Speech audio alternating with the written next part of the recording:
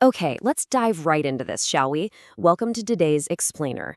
Today, we are tackling an absolutely critical microtopic that honestly acts as the ultimate gateway to mastering your Cambridge IGCSE Physics 0625 exams.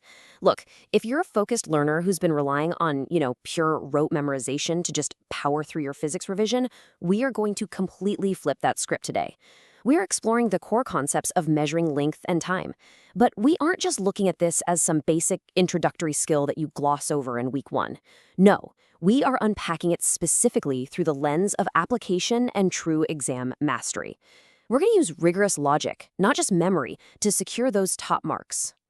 To really get our gears turning, I want you to consider this question. What physical effect, measurement, or prediction completely fails if we don't understand how to measure length and time? This is what we call an application-first approach. Instead of just throwing a bunch of formulas and definitions at you right out of the gate, it is so vital to think about why this is actually a high-stakes concept. Measuring length and time isn't just some decorative formula you plug arbitrary numbers into. Think about it for a second. Without it, our entire understanding of speed, of acceleration, forces, and essentially every dynamic physical system completely falls apart. Mastering this sets the true foundation for literally everything else in physics. Before we continue, subscribe to our YouTube channel, Ace the Exams, at acetheexams_IGCSE to excel your Cambridge examinations. Click that subscribe button and hit the bell icon right now.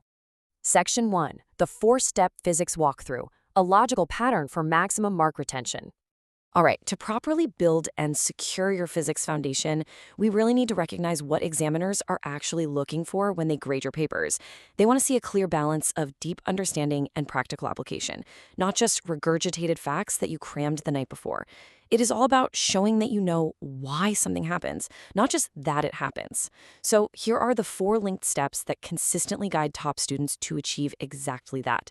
First, you identify the quantity or phenomenon. Basically, what are we actually looking at here? Second, you state the relationship involved. This is where your equations or your core principles are introduced. Third, you explain the underlying physics, relying on a very clear cause and effect chain. And finally, fourth, you connect it to an observation, a real-world experiment, or an actual device. When you follow these sequential steps, you take a basic physical phenomenon and you anchor it right into the real world. It's literally a foolproof way to construct your reasoning and guarantee you hit every point on the mark scheme. Moving on to speaking physics, moving from everyday language to scientific precision. Transitioning from casual, everyday vocabulary to scientific precision is a massive hurdle for so many students. We all know what it means when a car speeds up, right? But in physics, we must insist on clear cause and effect, discussing the specific forces accelerating a given mass. And when you're measuring length and time, you are inevitably going to encounter graphs. When you look at an exam paper, you shouldn't just see random lines on a grid. You need to actively ask yourself, what does the slope represent physically? Is it velocity? Is it acceleration? What is the accumulated quantity shown by the area under the curve? What does the direction tell us about the vector or the broader physical trend? And what is the overall shape telling us about the fundamental nature of that physical relationship?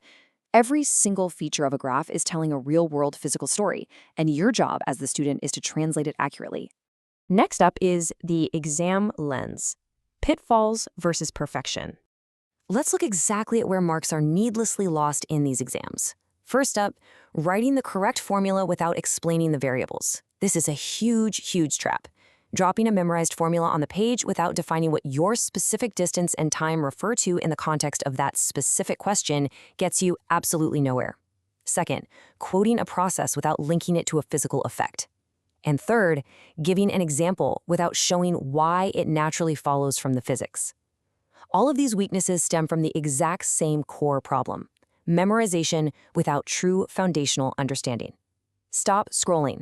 Subscribe to our YouTube channel, Ace the Exams, at acetheexams_IGCSE to excel in your Cambridge examinations. We've helped thousands of students improve by 2 to 3 grade boundaries. Join them right now by subscribing to at acetheexams_IGCSE and turn on all notifications so you never miss our weekly exam strategy sessions. So, how do we actually fix this? On the left side of our breakdown here, we have that flawed approach I just mentioned, just throwing raw memorized facts at the page with zero cause and effect links. It's like hoping the examiner will just piece it together for you. But look at the right side. This is the safest exam method. Notice how it perfectly mirrors our 4 steps from earlier. definition, relationship, explanation, and application. By structuring your answers in this exact cause and effect chain, you prove to the examiner beyond a shadow of a doubt that you truly grasp the concept. It bridges that massive gap between just knowing a fact and proving your expertise, and it secures top marks every single time. Let's step beyond the classroom, where measuring length and time actually matters. You know, it is incredibly vital to connect these core physics concepts back to the real world. Understanding variables like length and time is what allows us to predict and improve actual outcomes out there. Just look at these applications: engineering and construction, safety and transport, energy systems, medical technology, astronomy. An excellent physics student must always be able to name at least one concrete situation where the concept they're studying actually matters. Whether it's timing a digital signal in global communications, measuring the exact physical strain on a massive suspension bridge in engineering, or calculating the immense distance to a distant star, knowing the physics behind length and time is how we interact with the physical world. If you can justify this link clearly in your head, you have mastered the concept entirely. Time for the final polish. 4 essential memory prompts for revision.